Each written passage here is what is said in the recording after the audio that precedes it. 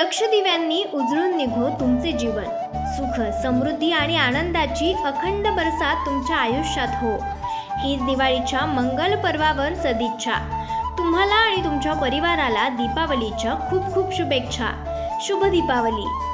सोन्याची झळाळी, मोत्याची बरसात, फटाक्यांची आतषबाजी आणि पणत्यांचा साज तुमच्या जीवनात आजपासून नेहमीच गोडवा राहो।